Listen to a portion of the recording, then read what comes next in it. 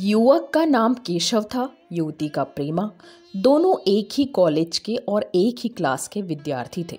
केशव नए विचारों का युवक था, जात पात के बंधनों का विरोधी। प्रेमा पुराने संस्कारों की कायल थी, पुरानी मर्यादाओं और प्रथाओं में पूरा विश्वास रखने वाली। लेकिन फिर भी दोनों में गाढ़ा प्रेम हो गया था और यह बात सारे कॉलेज में मशहूर थी। केशव ब्राह्मण होकर भी वैश्य कन्या प्रेमा से विवाह करके अपना जीवन सार्थक करना चाहता था। उसे अपने माता पिता की परवाह न थी, कुल मर्यादा का विचार भी उसे स्वांग सा लगता था। उसके लिए सत्य कोई वस्तु थी तो वह प्रेम थी, किंतु प्रेमा के लिए माता पिता और कुल परिवार के आदेश के विरुद्ध एक कदम बढ़ाना भी असंभव था। संध्या का समय है। विक्टोरिया पार्क के एक निर्जन स्थान में दोनों आमने सामने हरियाली में बैठे हुए हैं। सैर करने वाले एक एक करके विदा हो गए, किंतु ये दोनों अभी वहीं बैठे हुए हैं। इनमें एक ऐसा प्रसंग छिड़ा हुआ है जो किसी तरह समाप्त नहीं होता। केशव ने झुंझलाकर कहा, इसका यह अर्थ है कि तुम्हें मेरी कोई परवाह नहीं है। प्रेमा ने उसको शांत करने की चेष्टा करने को कहा, तुम मेरे साथ अन्याय कर रहे हो केशव, लेकिन मैं इस विषय को माता पिता के सामने कैसे छेड़ूं, यह मेरी समझ में नहीं आता। वे लोग पुरानी रूढ़ियों के भक्त हैं। मेरी तरफ से कोई ऐसी बात सुनकर मन में जो जो शंकाएं होंगी उनकी तुम कल्पना कर सकते हो। केशव ने उग्र भाव से पूछा, तो तुम भी उन्हीं पुरानी रूढ़ियों के गुलाम हो?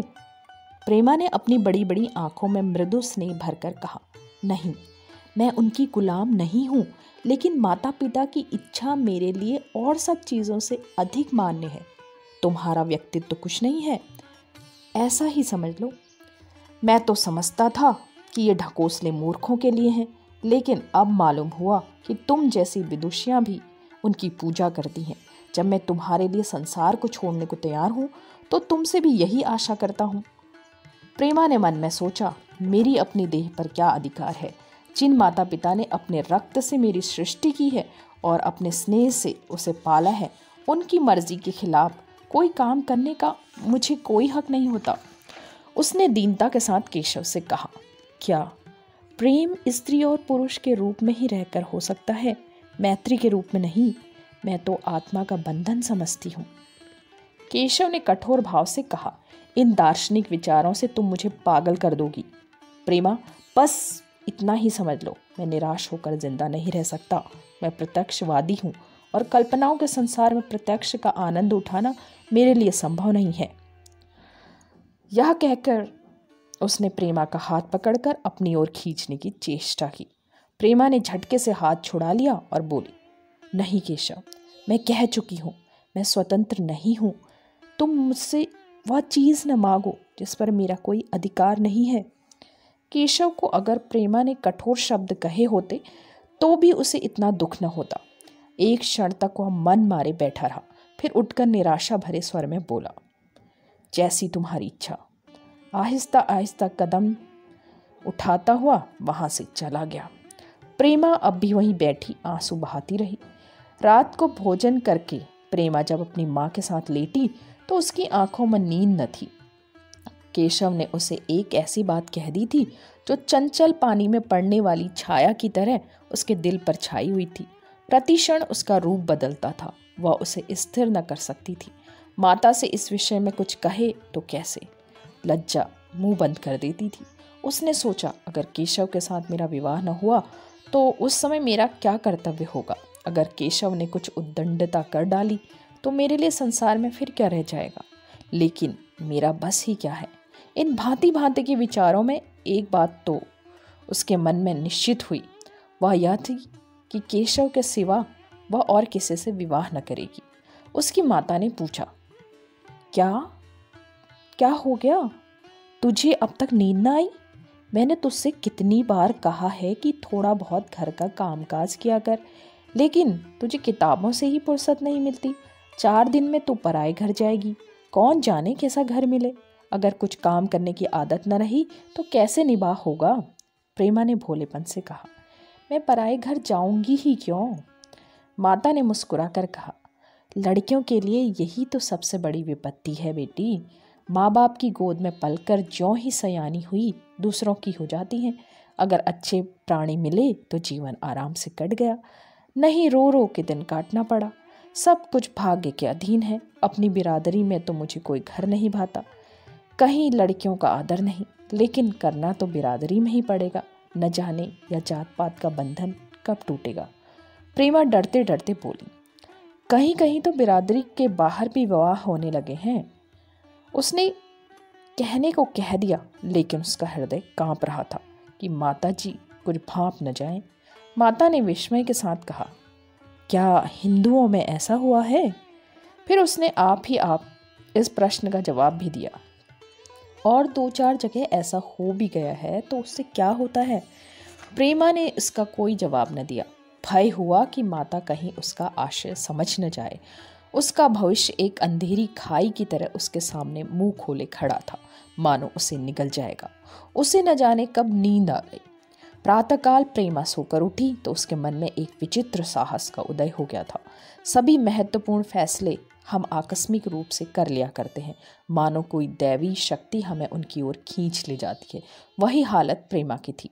कल तक वह माता पिता के निर्णय को मान्य समझती थी, पर संकट को सामने देखकर उसमें उस वायु की हिम्मत पैदा हो गई थी जिसके सामने कोई पर्वत आ गया हो। वही मंद वायु प्रबल वेग से पर्वत के मस्तक पर चढ़ जाती है और उसे कुचलती हुई दूसरी तरफ जा पहुंचती है। प्रेमा मन में सोच रही थी, मानो यह देह माता पिता की है, किंतु आत्मा तो मेरी है। मेरी आत्मा को जो कुछ भुगतना पड़ेगा वह इसी देह में भुगतना पड़ेगा। अब वह इस विषय में संकोच करना अनुचित ही नहीं, घातक समझ रही थी। अपने जीवन को क्यों एक झूठे सम्मान पर बलिदान करे? उसने सोचा, विवाह का आधार अगर प्रेम न हो तो वह देह का विक्रय है। आत्मसमर्पण क्यों बिना प्रेम के भी हो सकता है? इस कल्पना ही से न जाने किस अपरिचित युवक से उसका विवाह हो जाएगा। उसका हृदय विद्रोह कर उठा। वह अभी नाश्ता करने कुछ पढ़ने आ रही थी कि उसके पिता ने प्यार से पुकारा, मैं कल तुम्हारे प्रिंसिपल के पास गया था, वे तुम्हारी बड़ी तारीफ कर रहे थे। प्रेमा ने सरल भाव से कहा, आप तो यूं ही कहा करते हैं। नहीं, सच। यह कहते हुए उन्होंने अपनी मेज की दरार खोली और मखमली चौखटों में जड़ी हुई एक तस्वीर निकालकर उसे दिखाते हुए बोले, यह लड़का ICS के इम्तिहान में प्रथम आया है। इसका नाम तो तुमने सुना होगा। बूढ़े पिता ने ऐसी भूमिका बांध दी थी कि माँ उनका आशय न समझ सकी, लेकिन प्रेमा भांप गई। उसका मन तीर की भांति लक्ष्य पर जा पहुंचा। उसने बिना तस्वीर की ओर देखे ही कहा, नहीं, मैं तो उसका नाम नहीं जानती। पिता ने बनावटी आश्चर्य से कहा, क्या तुमने उसका नाम ही नहीं सुना? आज के दैनिक पत्र में उसका चित्र और जीवन वृत्तांत छपा है। प्रेमा ने रुखाई से जवाब दिया, होगा, मगर मैं तो इस परीक्षा का कोई महत्व नहीं समझती। मैं तो समझती हूँ जो लोग इस परीक्षा में बैठते हैं वे पल्ले सिरे के स्वार्थी होते हैं। आखिर उनका उद्देश्य इसके सिवा और क्या होता है कि वो अपने गरीब निर्धन दलित भाइयों पर शासन करें और खूब धन संचय करें। यह तो जीवन का कोई ऊंचा उद्देश्य नहीं है। इस आपत्ति में जलन थी, अन्याय था, निर्दयता थी। पिताजी ने समझा था प्रेमा यह बखान सुनकर लट्टू हो जाएगी। यह जवाब तीखे स्वर में बोले, तू तो ऐसी बातें कर रही है जैसे तेरे लिए धन और अधिकार का कोई मूल्य ही नहीं है। प्रेमा ने ठिठाई से कहा, हाँ, मैं तो इसका मूल्य नहीं समझती। मैं तो आदमी में त्याग देखती हूँ। मैं ऐसे युवक को जानती हूँ जिन्हें यह पद जबरदस्ती भी दिया जाए तो वे स्वीकार न करेंगे। पिता ने उपहास के ढंग से कहा, यह तो आज मैंने नई बात सुनी। मैं तो देखता हूँ कि छोटी छोटी नौकरियों के लिए लोग मारे मारे फिरते हैं। ज़रा इस लड़के की सूरत देखना चाहता हूँ जिसमें इतना त्याग हो। मैं तो उसकी पूजा करूँगा।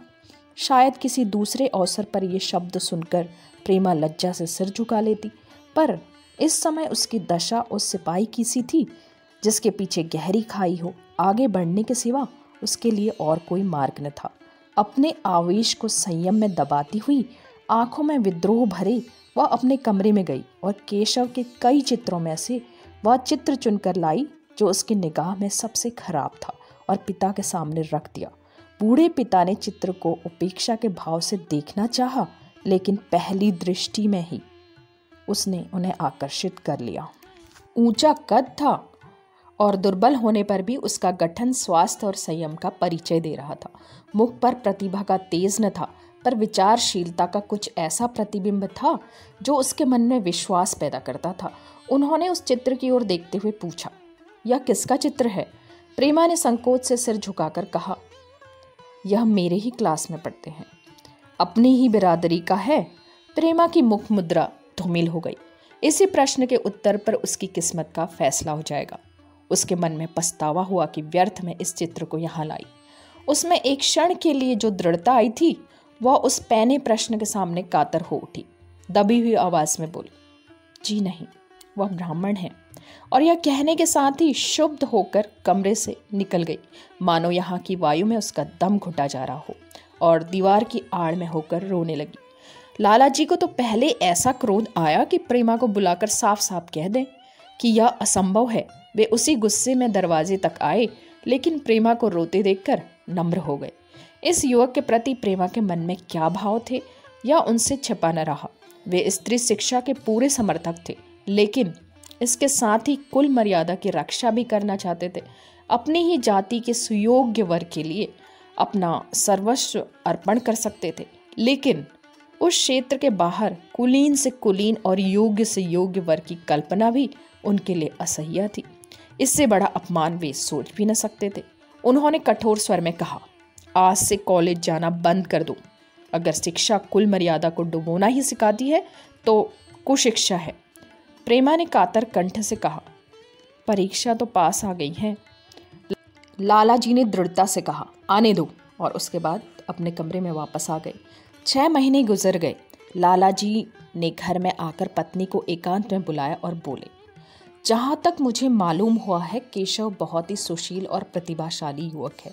मैं तो समझता हूँ प्रेमा इस शोक में घुल घुल कर प्राण दे देगी।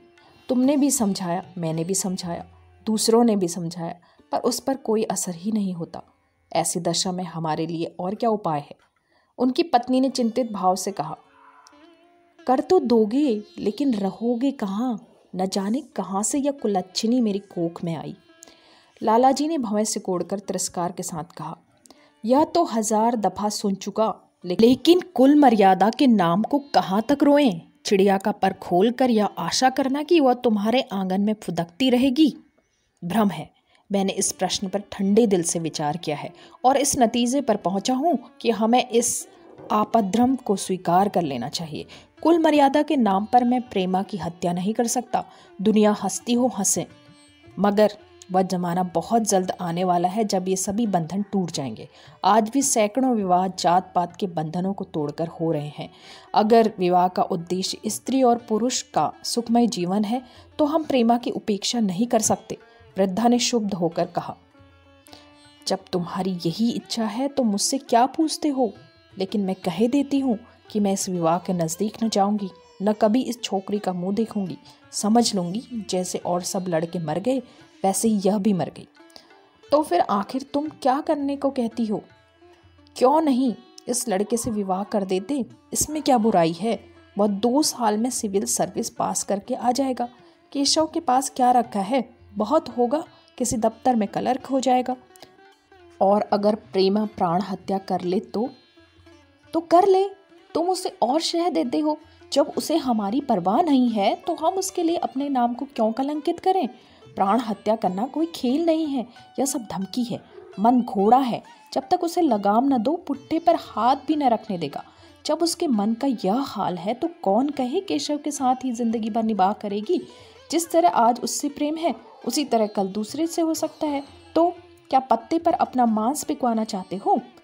लाला जी ने स्त्री को प्रश्न सूचक दृष्टि से देखकर कहा, और अगर वो कल खुद जाकर केशव से विवाह कर ले तो तुम क्या कर लोगी? फिर तुम्हारी कितनी इज्जत रह जाएगी? वह चाहे संकोचवश या हम लोगों के लिहाज से यों ही बैठी रहे, पर यदि जिद पर कमर बांध ले तो हम तुम कुछ नहीं कर सकते। इस समस्या का ऐसा भीषण अंत भी हो सकता है, यह इस वृद्धा के ध्यान में भी न आया। यह प्रश्न बम के गोले की तरह उसके मस्तक पर गिरा। एक क्षण तक वह अवाक बैठी रह गई, मानो इस आघात ने उसकी बुद्धि की धज्जियां उड़ा दी हों। फिर पराभूत होकर बोली, तुम्हें अनोखी कल्पनाएं सूझती हैं। मैं तो आज तक कभी भी नहीं सुना कि किसी कुलीन कन्या ने अपनी इच्छा से विवाह किया हो। तुमने न सुना हो, लेकिन मैंने सुना है और देखा है, और ऐसा होना बहुत संभव है। जिस दिन ऐसा होगा उस दिन तुम मुझे जीती न देखोगे। यह नहीं कहता कि ऐसा होगा ही, लेकिन होना संभव है। तो जब ऐसा होना है तो इससे तो यही अच्छा है कि हम ही इसका प्रबंध करें। जब नाक ही कट रही है तो तेज छुरी से क्यों न कटे। कल केशव को बुलाकर देखो क्या कहता है। केशव के पिता सरकारी पेंशनर थे, मिजाज से चिड़चिड़े और कृपण। धर्म के आडंबरों में ही उनके चित्त को शांति मिलती थी। कल्पना शक्ति का अभाव था, किसी के मनोभावों का सम्मान न कर सकते थे। वे अब भी उस संसार में रहते थे जिसमें उन्होंने अपने बचपन और जवानी काटे थे। नवयुग की बढ़ती लहर को वे सर्वनाश समझते थे और कम से कम अपने घर को दोनों हाथों और दोनों पैरों का जोर लगाकर इससे बचाए रखना चाहते थे। इसलिए जब एक दिन प्रेमा के पिता उनके पास पहुंचे और केशव से प्रेमा के विवाह का प्रस्ताव किया तो बूढ़े पंडित जी अपने आप में न रह सके। धुंधली आंखें फाड़ कर बोले, आप भंग तो नहीं खा गए हैं? इस तरह का संबंध और चाहे जो कुछ हो, विवाह नहीं है। मालूम होता है आपको भी नए जमाने की हवा लग गई। बूढ़े बाबूजी ने नम्रता से कहा, मैं खुद ऐसा संबंध नहीं पसंद करता। इस विषय में मेरी भी वही विचार हैं जो आपके हैं, मगर क्या करें, बात ही ऐसी आ पड़ी है कि मुझे विवश होकर आपके पास आना पड़ा। आजकल के लड़के और लड़कियां कितने स्वेच्छाचारी हो गए हैं, यह तो आप जानते ही हैं। हम बूढ़े लोगों के लिए अब अपने सिद्धांतों की रक्षा करना कठिन हो गया है। मुझे भय है कि कहीं ये दोनों निराश होकर अपनी जान पर न खेल जाएं। क्या कहते हैं साहब, आपको शर्म नहीं आती? हम ब्राह्मण हैं और ब्राह्मणों में भी कुलीन। ब्राह्मण कितने पतित हो गए हों, इतने मर्यादा शून्य नहीं हुए हैं कि बनिए बक्कालों की लड़कियों से शादी करते फिरें। जिस दिन कुलीन ब्राह्मणों में लड़कियां न रहेंगी उस दिन यह उपस्थिति हो सकती है। मैं कहता हूँ, आपको मुझसे यह बात करने का साहस कैसे हुआ? बूढ़े बाबूजी भी जितना दबते थे उतना ही पंडित जी बिगड़ते थे। यहाँ तक लाला जी अपना अपमान ज़्यादा न सह सके और अपनी तकदीर को कोसते हुए चले गए। उसी वक्त केशव कॉलेज से आया। पंडित जी ने तुरंत उसे बुलाकर कठोर कंठ में कहा, मैंने सुना है तुमने किसी बनिए की लड़की से अपना विवाह कर लिया। यह खबर कहाँ तक सही है? केशव ने अनजान बनकर पूछा, आपसे किसने कहा? किसी ने भी कहा। मैं पूछता हूँ, ये बात ठीक है या नहीं? अगर ठीक है और तुमने अपनी मर्यादा को डुबाना निश्चय कर लिया है तो तुम्हारे लिए हमारे घर में कोई स्थान नहीं। तुम्हें मेरी कमाई का एक धेला भी नहीं मिलता। मेरे पास जो कुछ है वह मेरी अपनी कमाई है। मुझे अख्तियार है कि मैं उसे किसे चाहूँ दे दूँ। तुम यह अनीति करके मेरे घर में कदम नहीं रख सकते। केशव पिता के स्वभाव से परिचित था। प्रेमा से उसे प्रेम था। वह गुप्त रूप से प्रेमा से विवाह कर लेना चाहता था। बाप हमेशा तो बैठे न रहेंगे। माता के स्नेह पर उसे विश्वास था। उस प्रेम की तरंग में वह सारे कष्टों को झेलने के लिए तैयार मालूम होता था, लेकिन वह साधारण युवकों की तरह सिद्धांतों के लिए बड़े बड़े तर्क कर सकता था। जबान ने उनमें अपनी भक्ति की दुहाइयाँ दे सकता था, लेकिन इसके लिए यातनाएं झेलने की सामर्थ्य उसमें न थी। अगर वह अपनी जिद पर अड़ा और पिता ने भी अपनी टेक रखी तो उसका कहाँ ठिकाना लगेगा, उसका जीवन नष्ट हो जाएगा। उसने दबी जबान में कहा, जिसने आपसे यह कहा है बिल्कुल झूठ कहा है। पंडित जी ने तीव्र नेत्रों से देखकर कहा, तो यह खबर बिल्कुल गलत है? जी हाँ, बिल्कुल गलत। तो तुम आज ही इसी वक्त उस बनिए को खत लिख दो और याद रखो कि अगर इस तरह की चर्चा फिर कभी उठी तो मैं तुम्हारा सबसे बड़ा शत्रु होऊंगा। बस जाओ। केशव और कुछ न कह सका। वह यहाँ से चला गया तो ऐसा मालूम होता था कि पैरों में दम नहीं है। दूसरे दिन प्रेमा ने केशव के नाम पर वह पत्र लिखा, प्रिय केशव, तुम्हारे पूज्य पिताजी ने लाला जी के साथ जो अशिष्ट और अपमानजनक व्यवहार किया है उसका हाल सुनकर मेरे मन में बड़ी शंका उत्पन्न हो रही है। शायद उन्होंने तुम्हें भी डांट फटकार बताई होगी। ऐसी दशा में मैं तुम्हारा निश्चय सुनने के लिए विकल हूँ। तुम्हारे साथ हर तरह का कष्ट झेलने को तैयार हूँ। मुझे तुम्हारे पिताजी की संपत्ति का मोह नहीं है। मैं तो केवल तुम्हारा प्रेम चाहती हूँ और उसी में प्रसन्न हूँ। आज शाम को यहीं आकर भोजन करो। दादा और माँ दोनों तुमसे मिलने के लिए बहुत इच्छुक हैं। मैं वह स्वप्न देखने में मग्न हूँ जब हम दोनों इस सूत्र में बंध जाएंगे जो टूटना नहीं जानता, जो बड़ी से बड़ी आपत्ति में भी अटूट रहता है। तुम्हारी प्रेमा। संध्या हो गई और इस पत्र का कोई जवाब न आया। उसकी माता बार बार पूछती, केशव आए नहीं? बूढ़े लाला जी द्वार की ओर आंख लगाए बैठे थे। यहाँ तक कि रात के 9 बज गए, पर न केशव ही आए न उनका पत्र ही आया। प्रेमा के मन में भांति भांति के संकल्प विकल्प उठ रहे थे। कदाचित उन्हें पत्र लिखने का अवकाश न मिला होगा, या आज आने की फुर्सत न मिली होगी। कल अवश्य आ जाएंगे। केशव ने जो पहले उसे पत्र लिखे थे, उन सबको उसने फिर पढ़ा। उनके एक एक शब्द में कितना अनुराग टपक रहा था, उनमें कितना कंपन था, कितनी विकलता, कितनी तीव्र आकांक्षा। फिर उसे केशव के वे वाक्य याद आए जो उसने सैकड़ों ही बार उससे कहे थे। कितनी बार वह उसके सामने रोया था। इतने प्रमाणों के होते हुए निराशा के लिए कहाँ स्थान था, मगर फिर भी सारी रात उसका मन जैसे सूली पर टंगा रहा। प्रातःकाल केशव का जवाब आया। प्रेमा ने कांपते हुए हाथों से पत्र लेकर पढ़ा। पत्र हाथ से गिर गया। ऐसा जान पड़ा मानो उसकी देह का रक्त स्थिर हो गया हो। लिखा था, मैं बड़े संकट में हूँ कि तुम्हें क्या जवाब दूँ। मैंने इधर इस समस्या पर खूब ठंडे दिल से विचार किया है और इस नतीजे पर पहुंचा हूँ कि वर्तमान दशाओं में मेरे लिए पिता की आज्ञा की उपेक्षा करना दुस्सह है। मुझे कायर न समझना। मैं स्वार्थी भी नहीं हूँ, लेकिन मेरे सामने जो बाधाएं हैं उन पर विजय पाने की शक्ति मुझ में नहीं है। पुरानी बातों को भूल जाओ। उस समय मैंने उन बाधाओं की कल्पना न की थी। प्रेमा ने एक लंबी गहरी जलती हुई सांस खींची और उस खत को फाड़कर फेंक दिया। उसकी आंखों से अश्रुधार बहने लगी। जिस केशव को उसने अपने अंतःकरण से वर लिया था, वह इतना निष्ठुर हो जाएगा, उसकी उसे रत्ती भर भी आशा न थी।